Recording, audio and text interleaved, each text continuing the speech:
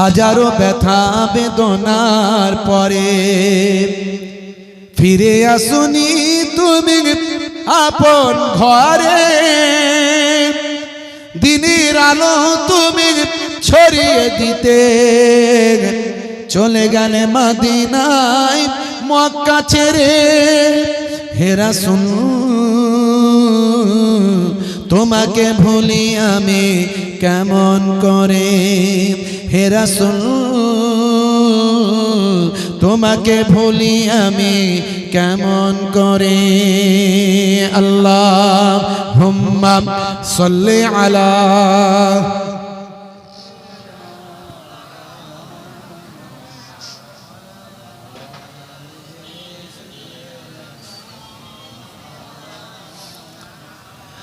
খেনাকের দিন প্রচারের কাজে নিজেকে দিয়ে ছবি লিয়ে, তাই ফের কাফিরেরা চিনল নাই আলো, দুষ্ট ছেলেদের পিছু দিল লেলিয়ে।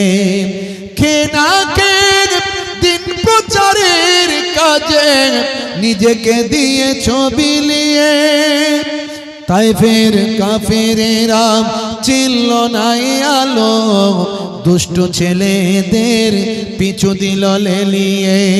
পাথরের আঘাতে ক্ষত বিক্ষত হয়ে সারা শরীর থেকে রক্ত ঝরে। হে রাসূল তোমাকে ভুলি আমি কেমন করে, হে রাসূল তোমাকে ভুলি আমি কেমন করে। আল্লাহুম্মা সাল্লি আলা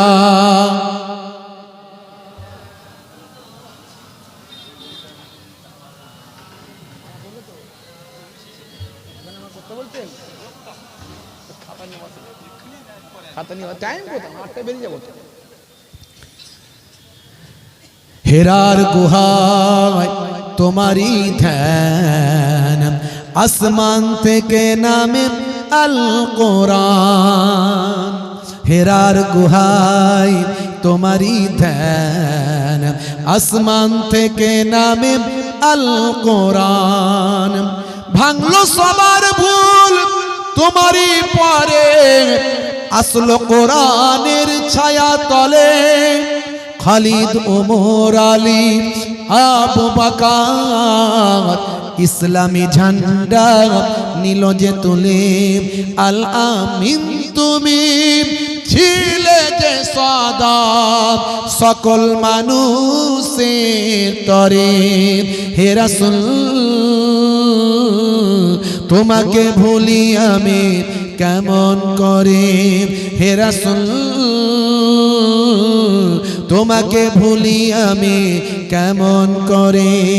হাজারো ব্যথা বেদনার পরে ফিরে আসুনি তুমি আপন ঘরে, দিনের আলো তুমি ছড়িয়ে দিতে চলে গেলে মদিনায় মক্কা ছেড়ে। হে রাসূল তোমাকে ভুলি আমি কেমন করে। আল্লাহুম্মা সাল্লি আলা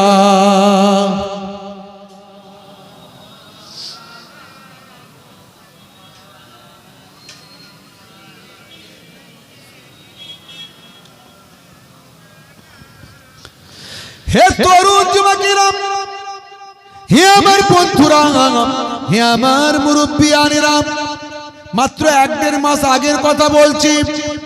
জায়গাটার নাম হলো জম্মু কাশ্মীর। এই জম্মু কাশ্মীর হাইকোর্টের যিনি প্রধান বিচারপতি তার নাম হলো মিস্টার বিনোদ চ্যাটার্জি কৌর। হে তরুণ যুবকেরা, এই বিনোদ চ্যাটার্জি কৌরের কাছে একটা মামলা এসেছিল বাপ। এই মামলাটার বয়স হলো 40 বছর। 40 বছর আগের পুরানো একটা মামলা ভাই আমার, যার এগেনস্টে মামলাটা এসেছিল তার নাম হলো ভাই আমার আব্দুল গাফফার। ভাই তরুণ যুবকেরা, হে আমার মুরব্বিয়ানেরা, এই আব্দুল গাফফার কি করেছিল? 40 বছর আগে পিতার সম্পত্তি থেকে, বাপের সম্পত্তি থেকে তার বোনকে বঞ্চিত করেছিল। মামলা করেছে বোন। 40 বছর পর মামলাটা এসেছে কার কাছে? Mister Binod Chatterjee Kaur. International news হয়েছে, খবর হয়েছে। হে যুবকেরা, মিস্টার কৌর জিজ্ঞাসা করলেন, হে আব্দুল গাফফার, আজ থেকে 40 বছর আগে আপনি আপনার বোনকে আপনার পিতার সম্পত্তি থেকে বঞ্চিত করেছেন, কিন্তু আপনাকে দেখে মনে হয়তো আপনি একজন ধার্মিক মানুষ, আপনার মুখে দাঁড়িয়ে আছেন, আপনি একজন প্রকৃত মুসলমান। বলে হ্যাঁ। আপনি নামাজ পড়েন? বলে হ্যাঁ নামাজ পড়ি। আপনি হজ করেছেন নাকি? বলে হ্যাঁ হজও করেছি। তাহলে আপনি তো পরিপূর্ণ একজন মুসলমান। আপনি কেমন করে আপনার বোনকে আপনার পিতার সম্পত্তি থেকে বঞ্চিত করেছেন? মাথা নিচু করে নিল আব্দুল গাফফার। সেই সময় মিস্টার বিনোদ চ্যাটার্জি কৌর একজন অমুসলিম হিন্দু বিচারপতি। সেই সময় বলেছিলেন, হে আব্দুল গাফফার, বুঝতে পেরেছি 40 বছর আগে হয়তো আপনি ততটা ধার্মিক ছিলেন না, তাই আপনার বোনকে আপনার পিতার সম্পত্তি থেকে বঞ্চিত করেছেন। আজকে আমি সেই মামলার রায় দেব। আমি চিন্তা করলাম আপনার কোরআনের মধ্যে সব কিছুই কম বেশি বলা আছে, ইসলামের সব কিছুই ইনফরমেশন দেওয়া আছে। এ ব্যাপারে ইসলামে কোনো রায় আছে কিনা আমি জানার চেষ্টা করলাম, বিশেষজ্ঞদের পরামর্শ নিলাম। আমি আল্লাহর কোরআন মাজিদটা পড়লাম। হে আব্দুল গাফফার, আমি দেখলাম আপনার এই রায়টা 1450 বছর আগে মহান আল্লাহ নিজেই লিপিবদ্ধ করে দিয়েছে। জোরে হবে না? এর নাম কোরআন মাজিদ। অবাক ব্যাপার, বর্তমান 21 শতাব্দীতে একজন অমুসলিম হিন্দু বিচারপতি তিনি কোরআনের রায় দিচ্ছেন সুপ্রিম কোর্ট, ভারত ভাই আমার এই জম্মু কাশ্মীর হাইকোর্টে। হে তরুণ যুবকেরা, সেই সময় মিস্টার কৌর তিনি বলেছিলেন, শোনেন হে দুনিয়ার মানুষ, শুনে রেখে দাও, আমি সুপ্রিম কোর্টে, আমি হাইকোর্টের বিচারপতি, জম্মু কাশ্মীর হাইকোর্টের। আমি আজকে কোরআন মাজিদের রায়টা আমি আপনাদের মাঝখানে দিচ্ছি। সেই সময় মহামান্য বিচারপতি বলেছিলেন, হে আব্দুল গাফফার, শুনুন, আপনার কোরআন মাজিদে আপনার রায় সম্পর্কে মহান আল্লাহ কি বলেছেন। মহান আল্লাহ যে রায়টা দিয়েছেন সেটাই আমি আজকে আমার সই দিয়ে সিল করে দিয়ে দেব। আল্লাহর রায়টা আমি বহাল রাখব। সেই বলেন ভাই আমার বিচারপতি কোর সেই সময় আল্লাহর কোরআনের রায়টা ঘোষণা করলেন, শুনিয়ে দিলেন। তিনি বললেন, শোনো, কোরআন মাজিদের একটা সূরা আছে, সূরার নাম হলো সূরা নিসা। এই সূরা নিসায় আপনি যাবেন, আয়াত নাম্বার হলো 11। এই 11 নাম্বার আয়াতে আমার আল্লাহ কি ঘোষণা করেছেন, বিসমিল্লাহির রহমানির রহিম। ইউসিকুমুল্লাহু ফি আওলাদিকুম লিয-যাকারি মিসলু হাযিল উনসাইন। যেটা হবে না, আমার আল্লাহ বলছেন, আমি তোমাদের সন্তানদের সম্পর্কে আমি আল্লাহ তাআলা নির্দেশ দিয়েছি। তোমাদের সন্তানদের সম্বন্ধে আমি আল্লাহ নির্দেশ দান করেছি, তোমাদের পুত্ররা যা পাবেন, যে সম্পদ পাবেন, সেটা হলো 2 কন্যার সমান, অর্থাৎ 2জন কন্যার সমান পুত্র, একজন পুত্র সম্পদ পাবে পিতার, অর্থাৎ একজন পিতার সম্পদ একজন পুত্র যা পাবে তার অর্ধেক পাবে তার কন্যা। পিতার সম্পত্তি থেকে ভাই যতটা পাবে, বোন তার অর্ধেক পাবে। জোরে বলুন সুবহানাল্লাহ। জোরে হবে না? আমরা আমাদের বোনেদেরকে ঠিকঠাক পিতার সম্পত্তি বুঝিয়ে দিই কি দিই না?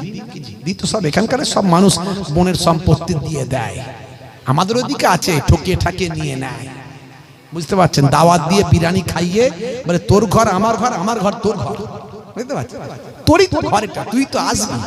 হ্যাঁ বোন, তোর তো শ্বশুর বাড়িতে অনেক আছে রে বোন, আমার কি আছে বল, আর তোরই এটা।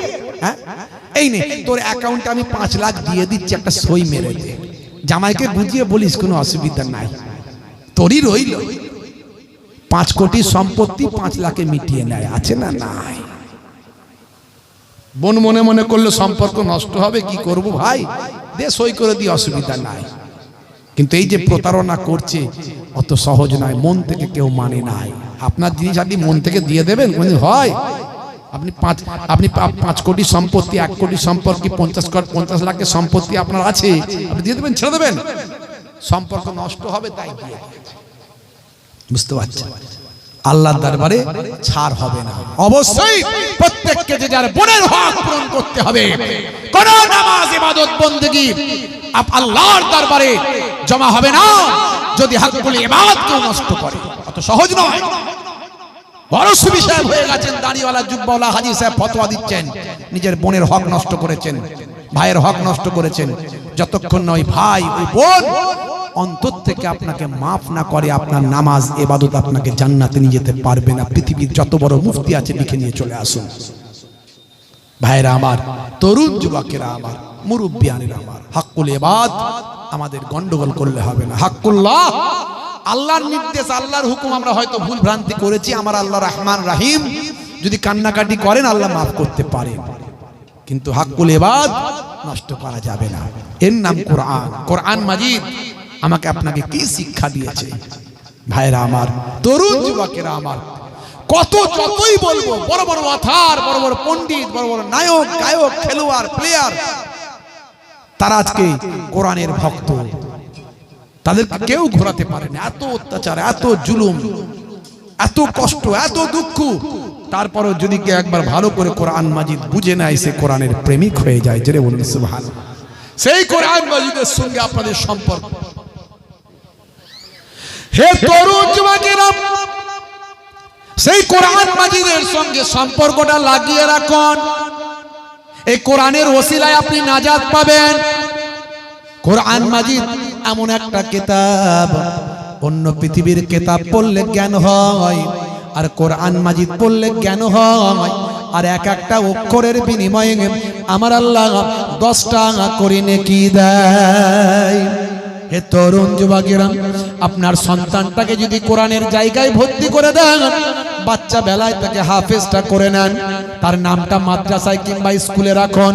এদিকে হাফেজ হয়ে গেল, ওদিকে মৌলানা হলো, ওদিকে বাবা মাধ্যমিক এইচএস গ্রাজুয়েট করে মাস্টার হলো, ডাক্তার হলো, হায়ার এডুকেটেড হলো।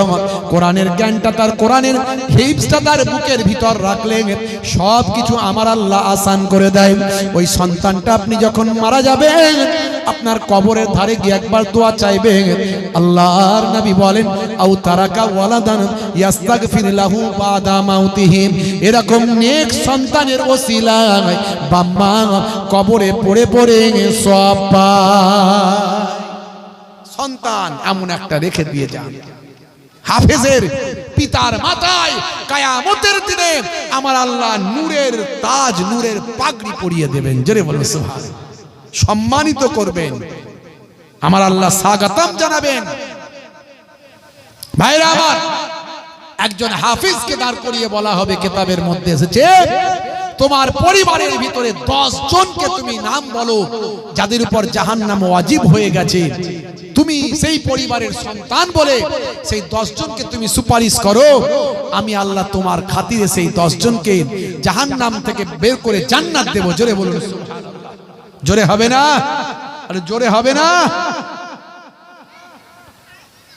ভাইরা আমার, তরুণ যুবকেরা আমার, মুরব্বিয়ানেরা আমার, একজন আলেমে হাক্কানি যে কোরআন মাজিদকে ব্যাখ্যা করতে পারে, কোরআন মাজিদকে এক্সপ্লেনেশন করতে পারে, কোরআনের মর্মটা বোঝে, এরকম একজন আলেমে হাক্কানি, সে তাকে দাঁড় করিয়ে আল্লাহ রাব্বুল আলামিন বলবেন, এই আলেমে হাক্কানি। আলেমে হাক্কানি হতে হবে। আলেম কাকে বলে? আলেম তো সবাই, পল্লী আলেম, মৌলানা হলি, ডিগ্রি পেলি আলেম, হ্যাঁ, বা আমল আলেম। শুধু পড়লে হবে না, যেটা পড়েছে সেটা বাস্তবায়িত করতে হবে।